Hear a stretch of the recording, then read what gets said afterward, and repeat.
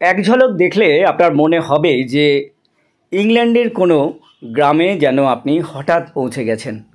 রানী ভিক্টোরিয়ার মূর্তি এখনও রয়েছে। আসলে বলে দিই কোথায় গেছিলাম।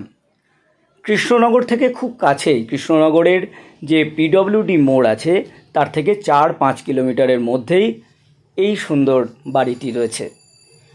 চর শম্ভুনগর, এটি হচ্ছে ঠিকানা। দেখুন কি সুন্দর পথ। যেহেতু আমরা সাইকেলে গেছিলাম সেহেতু এই প্রকৃতির অপার্থিব শোভা দর্শন করতে করতেই আমরা যেতে পেরেছি মেঠো পথ ধরে। গাড়ি যাবার জন্যে আলাদা পথও রয়েছে। আপনি পৌঁছাবেন চর শম্ভুনগরে। জলঙ্গি নদী খুব কাছেই রয়েছে। দেখুন কি সুন্দর এই বাড়িটি। আমার তো ভীষণ ভালো লেগেছে, এখনও অটুট রয়েছে। এত পুরনো একটি বাড়ি। রানী ভিক্টোরিয়ার দুটি আবক্ষ মূর্তি একেবারে সিঁড়ির দুপাশে রয়েছে এবং সেখানে লেখা আছে ভিক্টোরিয়া দ্য গুড। এবং ভিক্টোরিয়ার যে জীবনকাল 1819 থেকে 1901 সে কথাও এখানে লেখা রয়েছে। এখন প্রশ্ন হলো যে এই বাড়িটি কবে তৈরি হয়েছিল। স্থানীয় মানুষেরা সঠিক বলতে পারেন না, সবাই বলেন কোম্পানির বাড়ি। তারপরে এই বাড়িটি হস্তান্তরিত হয়। এখন সবাই কালীবাবুর বাড়ি বলেই বাড়িটিকে চেনেন এবং স্থানীয়রা জানিয়েছেন যে কালীবাবুর বংশধর এখনও এই বাড়িটিতে বাস করেন। অর্থাৎ এই বাড়িটি কিন্তু কোনো রকম পোড়ো বাড়ি নয়। এখানে এখনও পর্যন্ত প্রাণের স্পন্দন ভীষণভাবে রয়েছে। এটা একটা খুবই বড় দিক। একটি প্রাচীনকালের বাড়ি এখনও কিন্তু অক্ষত অবস্থায় রয়েছে।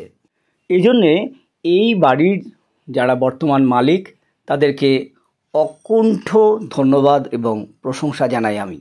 এখন কোম্পানির বাড়ি বলতে আমরা কি বুঝব? ইস্ট ইন্ডিয়া কোম্পানির বাড়ি নাকি তার পরের কোনো কোম্পানির বাড়ি? আমার মনে হয় যে দ্বিতীয় যে ধারণাটি সেটাই হচ্ছে গুরুত্বপূর্ণ। কারণ এখানে একটি সুগার মিল ছিল, চিনির কারখানা। তো সেখানকার বাড়ি কিন্তু এটি। তার থেকে হয়তো সেই কোম্পানির নাম অনুসারে এই বাড়িটিকে বলা হয়েছে। একটা নাম নিশ্চয়ই ছিল কোম্পানির, এখন সেটি সঠিকভাবে স্থানীয়রা জানাতে পারলেন না। সেখানে কোম্পানির বাড়ি হিসাবে এই বাড়িটি বলে। সুগার মিলটি কিন্তু এখন নেই। এটা কোনো অফিসাররা থাকতে পারতেন, হয়তো অফিস ঘর হিসাবে ছিল, সেটা সঠিক বলা যায় না যে কারা এখানে থাকতেন। তবে বাড়ির যা গঠন তা দেখে মনে হচ্ছে বেশ জাঁকালো মানুষজনই কিন্তু এই বাড়িটিতে বসবাস করতেন। দেখুন সেই আগেকার ধাঁচের সিঁড়ি, সেই সুন্দর নকশা কাটা, একেবারে মনে হচ্ছে যেন সেই পুরনো ইতিহাসকে স্পর্শ করে আমরা দেখছি। আরেকটি প্রশ্ন যে বাড়িটি কবে তৈরি হয়েছিল।